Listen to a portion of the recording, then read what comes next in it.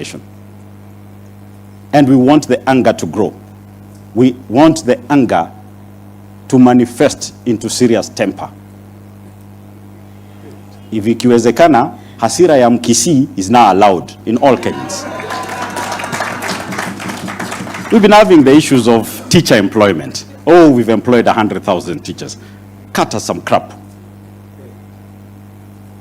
While the CBE or CBC, whatever the name is, was formulated over 11 years ago, that is when those teachers' opportunities were created. Because junior school was going to be there, you like it or not, and teachers had to be employed. So stop riding on things that were automatic.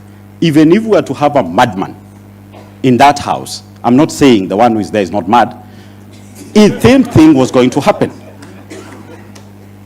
So we need to have a bigger discussion, a discussion that talks of facts and things that are actually new, creating opportunities for the young people.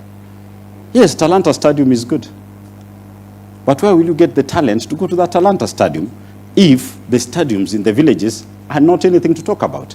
In my own county, we don't have a single stadium. So how do I promote and donate someone to come to play at Talanta Stadium? We are getting it wrong because we are so focused on not being Kenyans, but being Singaporeans. We need to be Kenyans. We need to fix the Kenyan problem.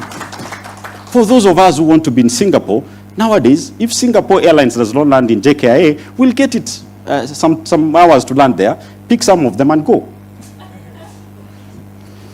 When we're talking about protecting and strengthening devolution, they don't even know the number.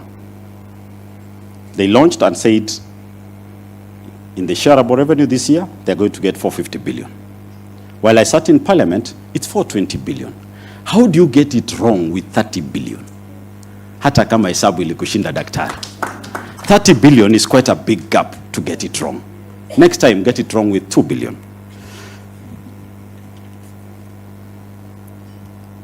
And on the same thing on devolution. Choose whether you are national government or county government. Our governors are being coerced to get into agreements, into marriages that are actually not healthy. We've seen the national government going to launch things that will be done by county governments, not just what you saw about Nairobi. Now, I was in the same year with Sakaja. They get embarrassed sometimes. But we keep praying for him, that he gets some strength to be able to stand. Otherwise, another governor is coming. I can see him here. Someone with some steel balls to take charge some of these things. The infrastructure fund that they are clearly pushing through, you know, the project is supposed to be identified. If you look at the bill, taken to some board, go to cabinet, come back to parliament, and then the whole thing is actualized. Yesterday already, Mr. Board, Mr. Cabinet, Mr. Parliament already allocated the funds.